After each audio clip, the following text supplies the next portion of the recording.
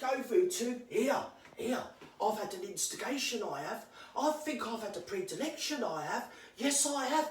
Because something struck a chord with me, you know, Vutu, because it's been coming through on my tablet. Well, it's been coming through on my tablet quite a lot lately, actually, that apparently the government has been having this government inquiry into the grooming gangs. Yes, they have, because it transpired that apparently in Telford they had a grooming gang, and in Rochdale they had a grooming gang, they did, and in Birmingham they had a grooming gang, they did, and in Manchester they had a grooming gang, and in Oxford they had a grooming gang, they did, and I think they had one in Portsmouth as well, and I think they had one in Glasgow. They've got these grooming, I think you know where we're going with it anyway. So, they've got grooming gangs all over the place, and the grooming gangs in Britain are the people that go around the place. I don't know, I think what it is the police have been trying to stop it getting out for about a decade. Yes! But it's been seeping out despite everything, because a lot of the girls have got older and they've got empowered and they've used their voices and their platforms and they've tried to get it out to save younger girls getting involved with the same subject. Yes! Yeah! So, you remember that Maggie Oliver? She tried to get it all out, didn't she? And she was shut up and she was castigated and, well, manipulated and ruined, wasn't she, really? But it didn't deter her. She just kept carrying on, beavering away, trying to stick up for them poor girls, didn't she? Yes, she blimmin' well did. And then you had that little Stephen Lennon chap, you know, the little pint-sized lad. Yes, yes. He tried to say something about the grooming gangs and about how these people, because apparently, right, the police didn't want to do anything about it because they were saying, well, at the end of the day, these girls, they might only be 10, 11, 12, 13, 14, or maybe 15. I think 15 was a bit past it, you know, for these particular clientele. But anyway, basically, they were just child prostitutes. Yeah, that's what the children, that's what the children were, that's what they had to put up with, yeah, because the police didn't do shit. They didn't do anything. They were saying, oh, well, they said, oh, well, it's the kid's own fault, really, that they're going around with these 50-year-old men, 55-year-old men. And the police said, well, it's come out in the inquiry, the police said, well, they said, we didn't want to be called racist.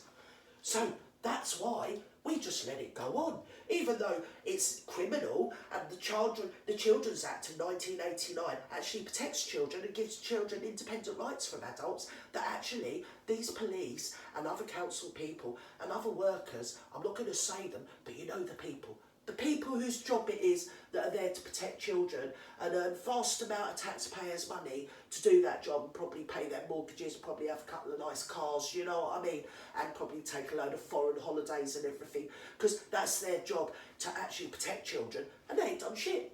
No, they ain't done shit. That's exactly what's happened. They haven't done nish. Yeah, they just jellied all the children off, they did. They just fraggled them off. They really victimised them. They said, well, it's their own blimmin' fault, they're child prostitutes. What can we do about it? Blah, blah, blah. Because we couldn't do anything. It's because we didn't want to get called racist. Yeah, because apparently some of these men that were doing it, well, they weren't from Britain, Vutu. Transpired, it did. It transpired that they didn't come from Britain. No, I think they might have come from New Zealand.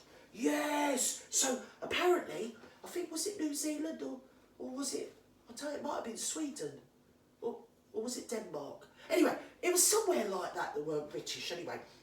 And then some of the police, they said, no, they didn't want to say anything on account of the perpetrator's religion, they said. They said, no, we didn't want to get called racist and we didn't want people saying that we're against their religion. Because apparently it turned out that the vast majority of these perpetrators were Catholics. Yeah, they were bloody Catholics. Can you believe it? Yes. And the police didn't want to say anything because they didn't want to get into trouble. They didn't want people to not like them. They didn't want to get their little feels hurt, did they? They wanted to be in with the big boys. They wanted to be in the gang. I mean, they didn't want to be left on the outside because everybody else was calling them names and not inviting them to the police Christmas ball and everything. No, so they just turned it over the page. They just said, oh, well, what can we do? Write it off, throw that in the bin. There's nothing we can do about it. The children are all prostitutes. And that's where John Wedger came in. Because I had a light bulb moment, I did, Vutu Voos. I think I had a predilection. I did, because I thought, hang about now, Gert, hang about. So, I mean, this was going on when I was a girl, to be honest. It was, yes, it bloody well was. All over the country it was. So, in the last 10 years, it has been seeping out, despite the police's best efforts, as I think I've already sort of made plain. And John Wedgers has been around for about, well, the last 10 years as well, hasn't he? And he's used his position to stand on every platform and every podcast, every social media forum, all over the bleeding globe. I mean, you can get his bloody interviews in every language known to man. I mean, if you looked hard enough, you'd probably get his blooming interviews in Swahili, you would. Yeah, you would. Yes, talk Swahili, he would. Yeah, every language he's on there. You got him in Turkish, you got him in bleeding Polish, you got him in Ukrainian, you got him in bleeding Denmark and bleeding Dutch and German and French and all of them. Not that he talks them. Obviously, he can hardly talk bloody English, that prat. But anyway, yeah, if you look on the bleeding YouTube, oh, you've got all subtitles up. And there he is with his mad staring goggle eyes going on and on and on about children being the P word. Yeah, prostitutes. Yeah, that's what he was saying. And then I thought, well, isn't that funny? Because his language kind of marries up with what's coming out with this inquiry thing.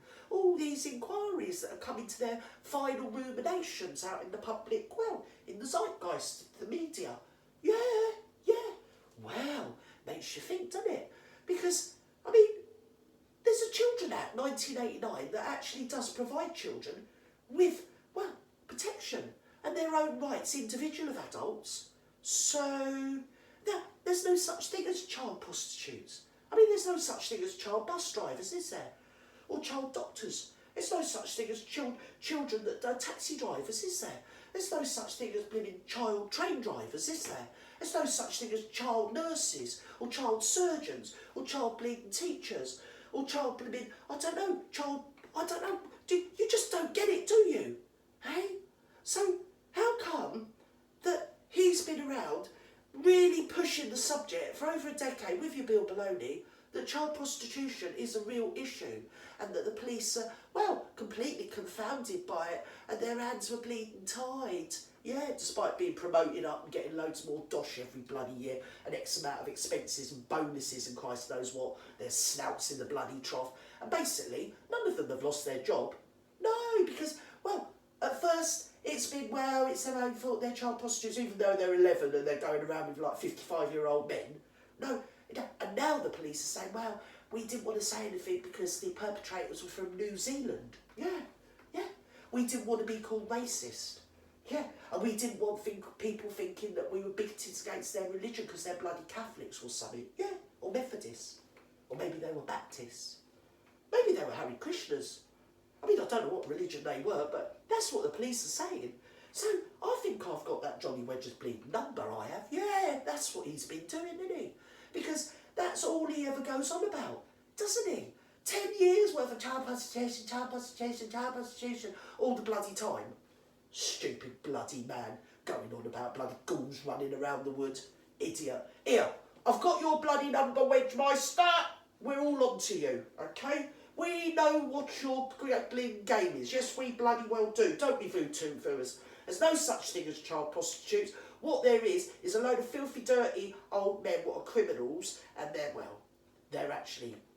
minor attracted, aren't they? Yes. It's probably what was happening in the mining towns, up in the northern towns, wasn't it? Yeah. So they shut down all the mines. I think we've been here before on that one, haven't we? Yeah. Because there's all these people going around that are minor attracted. So sometimes these dirty men, they get hold of a kid, and half of these kids, they ain't had no love. They're the most vulnerable kids. They're the ones that are in social services care. Yeah. So there you go. Makes you bloody think, doesn't it? Anyway, back to Wedger. We know what his bloody game is and we're not buying it. We weren't buying it 10 years ago and we're not buying it now, Mr. Wedgemeister. Bloody credibility bleeding overkill he is, isn't he, eh?